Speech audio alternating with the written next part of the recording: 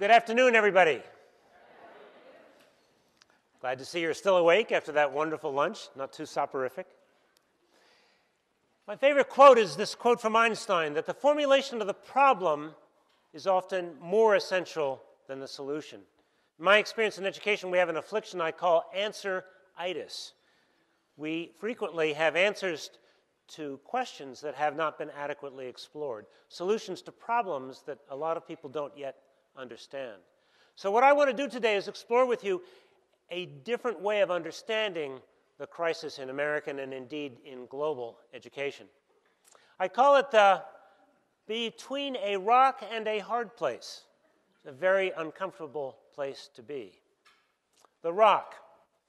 In a very, very short period of time, we have transitioned from an economy where most people earn their living with these to an economy where if you expect to get anything more than a minimum wage job, you must have a skilled one of these. The skills for a successful career, the skills for continuous learning, and I would argue the skills for active and informed citizenship have converged. They're the same skills. And we neither know how to teach or assess those skills. That's only half the problem. The hard place is that this generation is very differently motivated to learn, as we'll come to understand.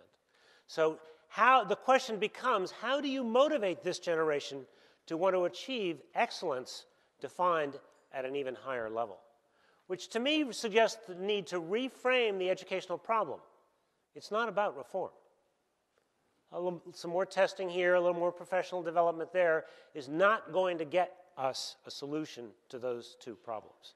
We have to rethink, reimagine, reconceptualize education, teaching and learning for the 21st century. So let me go into a little more detail here about each half of this sort of equation that I believe we need to solve. 3 years ago, at the insistence of my wife, I read The World is Flat by Thomas Friedman. How many of you have read that book? Glad to see so many of you have. Very influential book.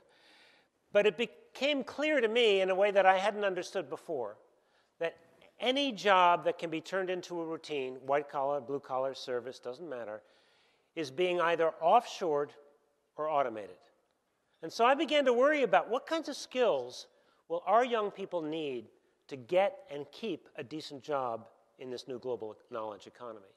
And are they the same skills they'll need to be continuous learners and to be active and informed citizens? So I decided I'd do some research. I decided I'd start interviewing senior execs. I'd start looking at all of the workforce readiness reports that were then coming out at a rapid clip to try to better understand what are these skills and in what ways are they different from the kinds of things we've been emphasizing in schools in the past. And I came to understand that there are, in fact, 7 survival skills which every young person will need to get and keep a good job, to be a successful learner, and an active and informed citizen in the globe, as well as in our democracy. So let me briefly describe what these are and how I came to learn about them. By the way, my understanding is that this PowerPoint presentation will be available to you on the Asia Society's website, so no need to cramp your hand with all kinds of note-taking. Here briefly are the 7 survival skills as I came to understand them. Critical thinking and problem solving. Why is that important? Because it's very clear that every organization that is competing internationally, the ones that compete the most successfully, engage all of their workers, their employees, in a process of continuous improvement of their product, their process, or their service. It was from Toyota that I learned something about the Toyota production system, where in fact, when you work on an assembly line in Toyota building cars in a team, you have 3 jobs. Contrast this with GM, by the way. Number 1, your job is to build cars, but to build them in such a way that you take responsibility for quality so that any employee can stop that assembly line at Toyota if there's a problem. Number 2, you're engaged in conversations about how to build higher quality cars with fewer defects. Number 3, you're engaged in conversations about the cars of the future and what they need to become, so that every employee is using his or her mind to think critically and to solve problems.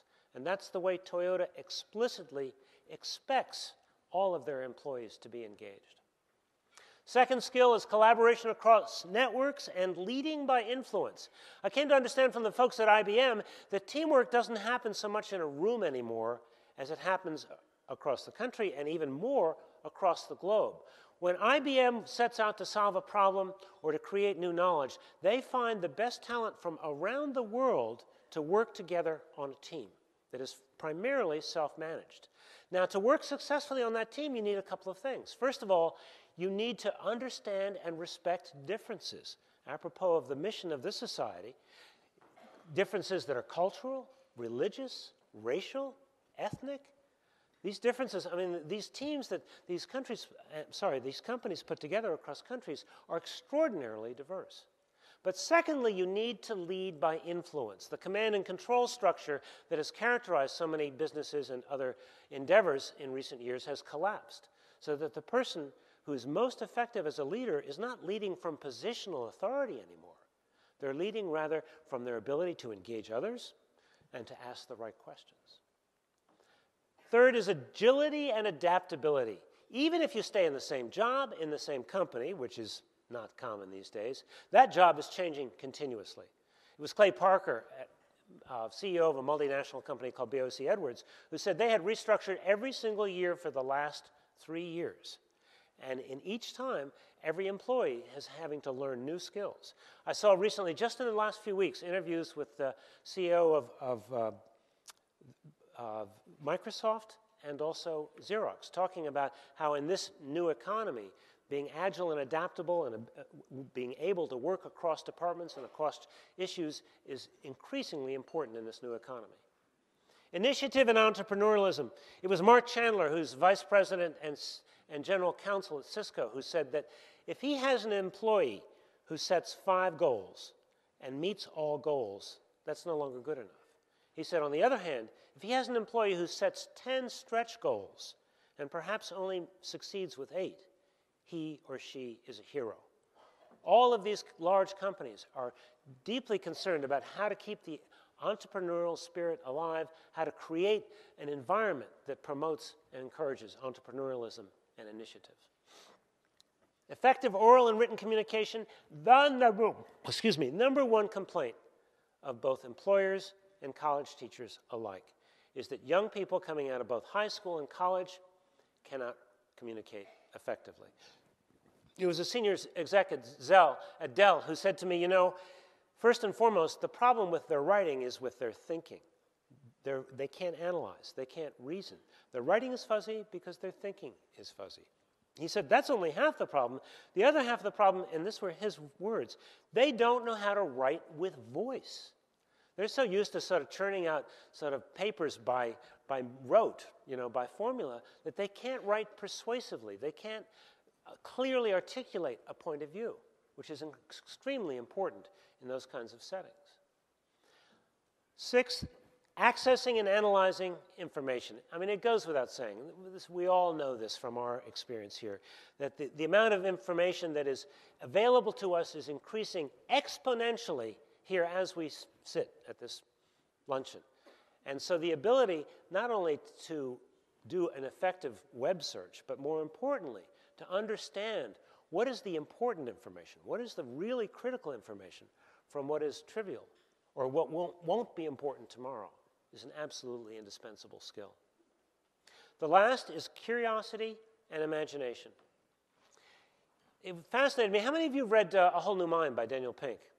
Not as many. That's another book I would really encourage you to read, because he makes the case that in a commoditized economy where every product begins to look the same, it is those products that have some imaginative or more playful element, think of the iPod or the new iPhone, that is going to capture people's imagination. And so to be a good designer, to have creative skills becomes increasingly important in the marketplace. We got that? But if it's for me, I'm busy, okay? So, but I've been thinking about this in another way recently. Did you know that 72% of the American economy has been based on consumer spending, and it's gone up every year? And people have afforded their consuming habit by going into debt, as you know.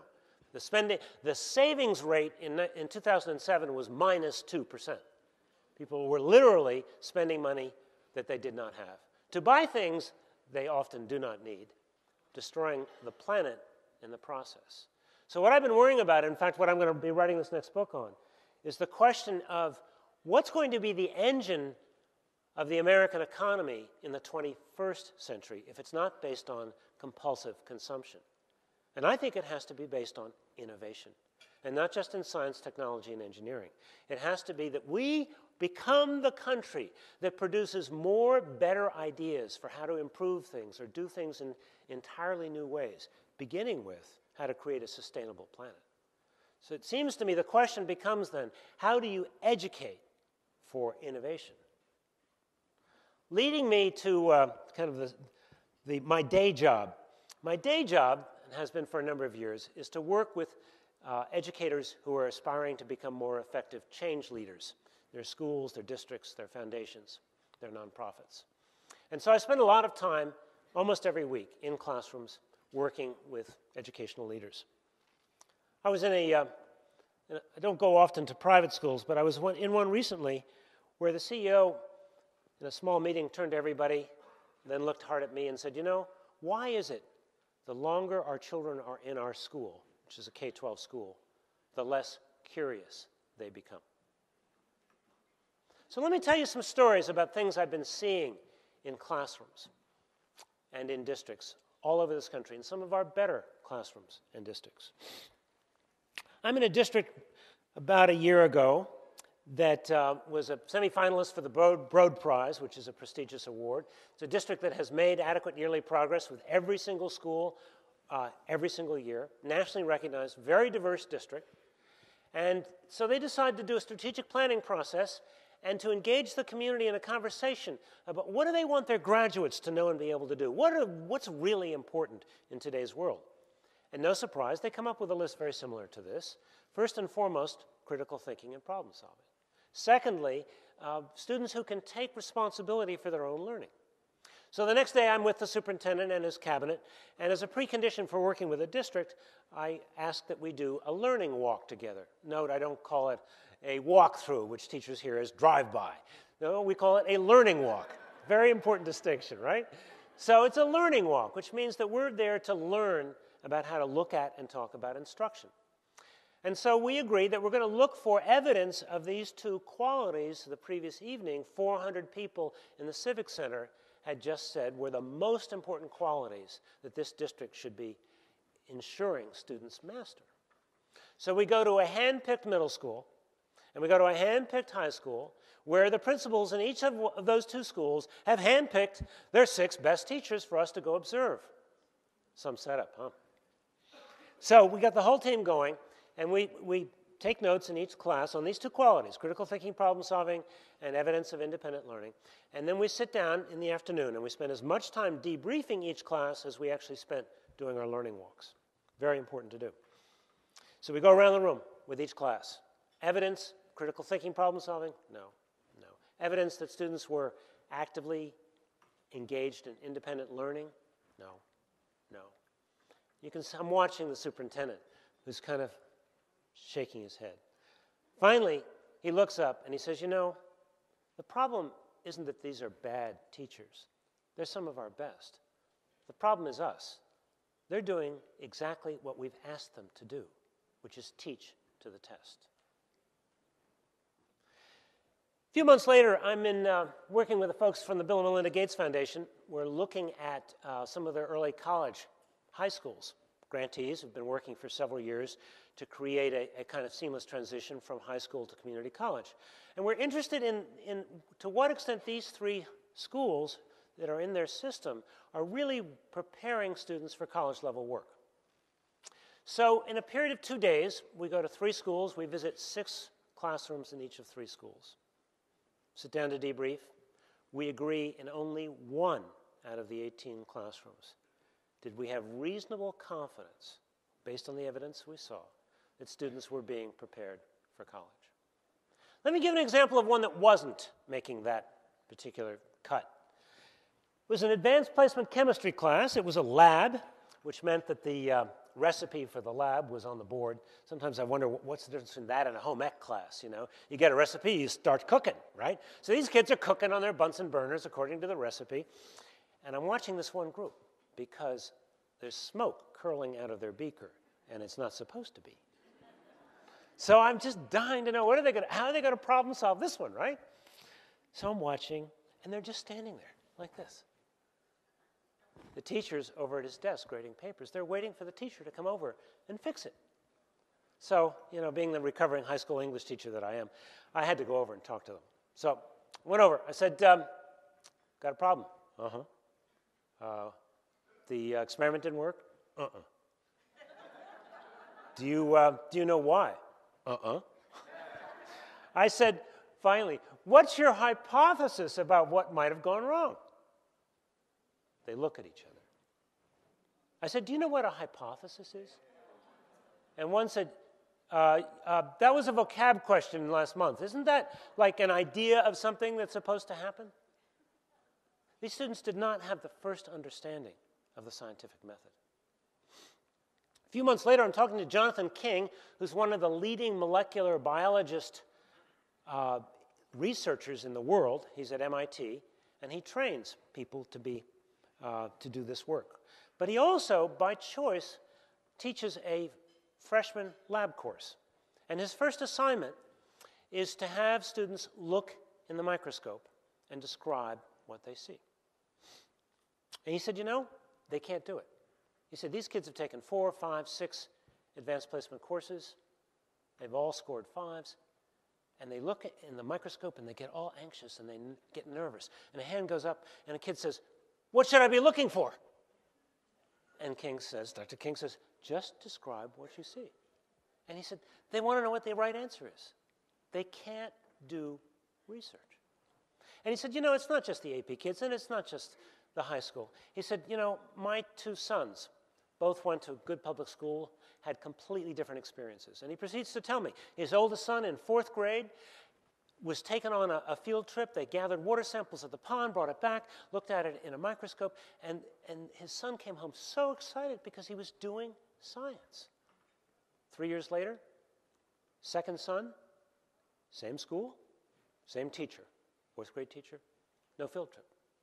Dr. King makes an appointment to go talk to him. What happened? And she says, you know, Dr. King, there is nothing I would rather do than take these kids out. I know how important that is, but I can't do that. You see, we have to prepare them for the test now.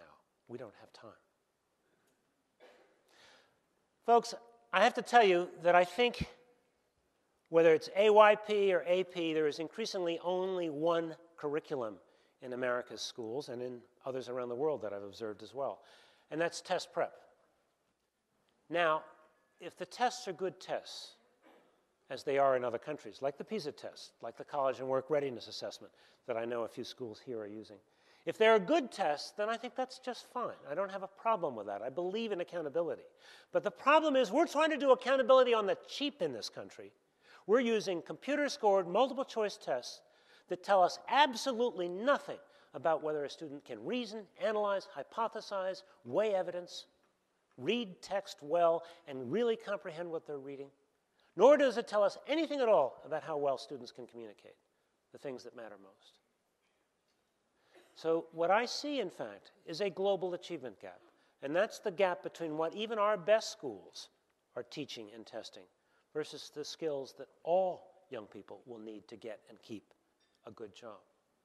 But there's also something called the global learning gap, which I didn't talk about directly with that phrase in the book, but let me describe it to you. Matt Kulnick, whom I met at MIT as a student in his 3rd year, and he went to an advanced placement academy for his last 2 years of high school. All he did was take AP courses, 12 or 14, I think. I said, what was that like, Matt? He said, you know, I learned how to take tests.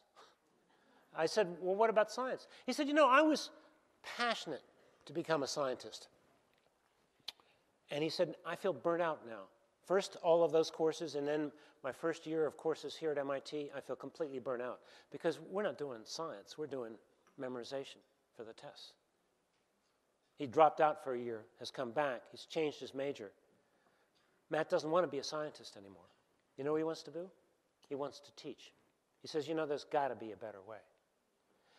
And what I came to understand is that this generation, the other half of the problem, the rock and the hard place, is in fact very differently motivated. They're a lot more like Matt than you might think. This is a generation that first and foremost is growing up tethered to the internet. For them, a bad day is having a slow internet connection.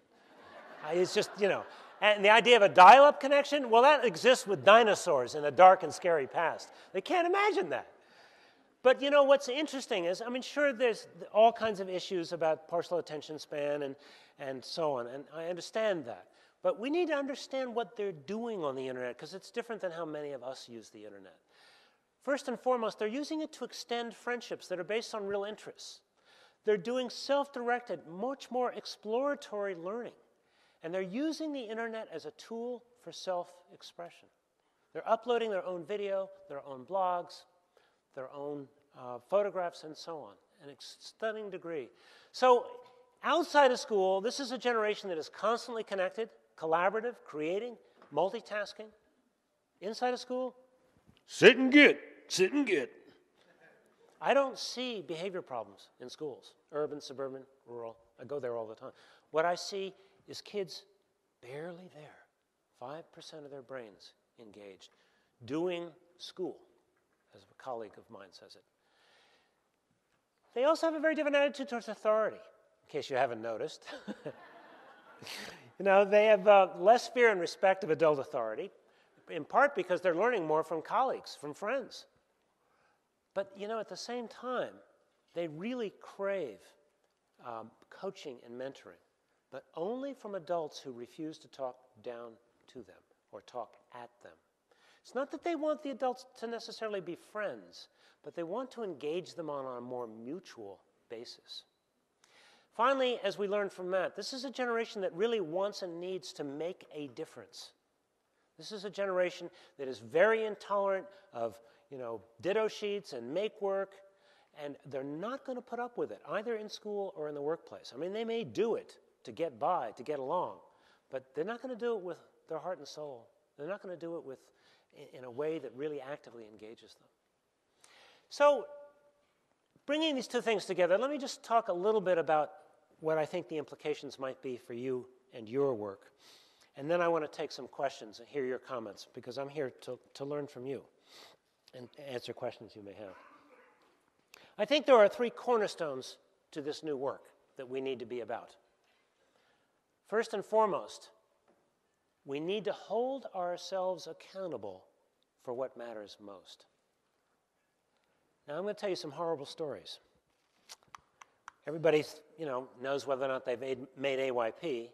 Very, very few teachers or administrators or district leaders whom I've met can tell you their real high school graduation rate. They know what they report to the state, but do you know that that's a lie in most cases? Because the state permits it.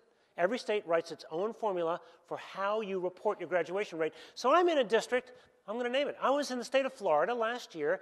I'm in a district that has a 90% graduation rate according to its website, just got an award from the state. It's the night before I'm supposed to do a presentation. I get on the web, I look at what Education Week reports, which has a clear and consistent and accurate formula for reporting graduation rate.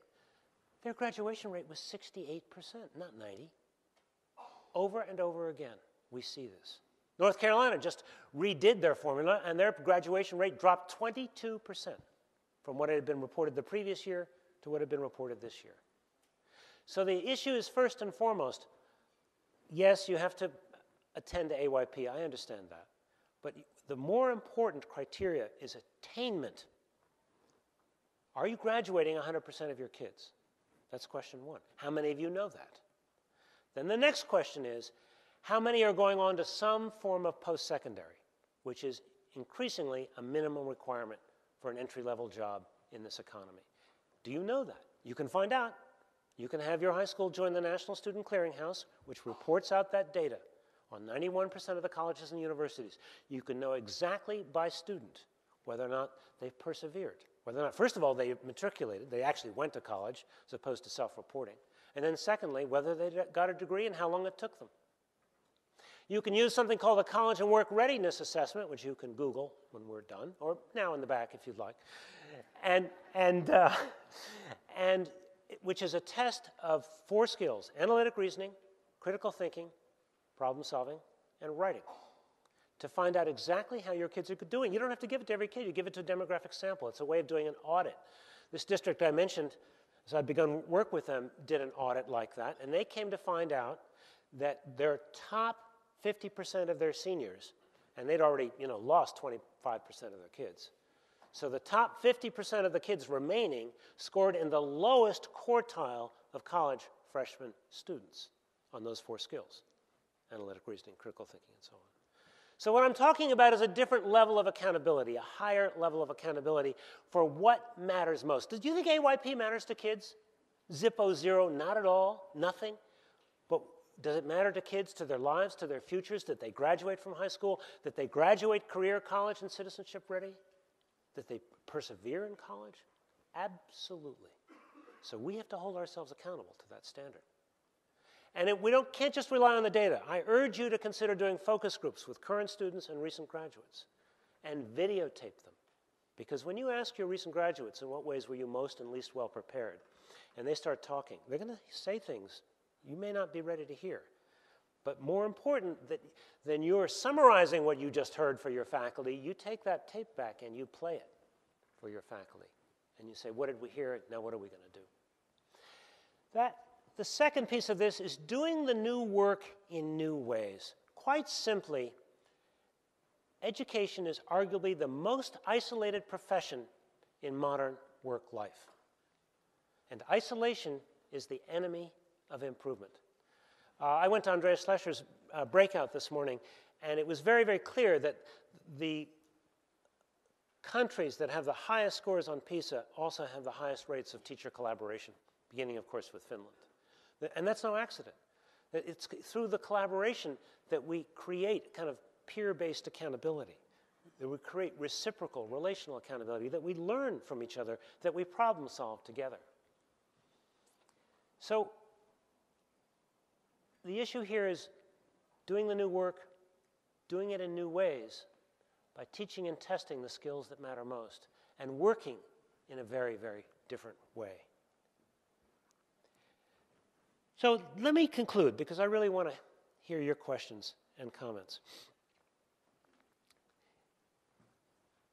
The issue here is accountability for children's futures and being very, very clear about what they need for career, college, and citizenship readiness. The issue is ensuring that we're teaching the skills that matter most. Content is important. Let me repeat that, because everybody misunderstands me. Do I want kids to know that the Civil War happened before World War I? Absolutely. Do I want them to know that when the Russians invaded Georgia last summer, South Carolina wasn't going to be next? Of course I do. Do I want them to speak a second language? Absolutely. Absolutamente que sí. Those things matter, but they're not enough. We need to use content to teach core competencies. And so each one of us in our own teaching and in our own schools has to be very, very clear when we do a unit of study, not just this is what we're going to cover, but these are the competencies we're going to develop, and this is how we're going to assess them.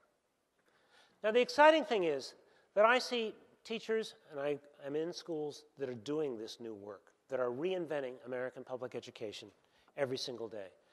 Often against the grain, sometimes all alone. I call them random acts of excellence. So there are folks doing this work, and so you can join a sort of growing network that declares ourselves accountable.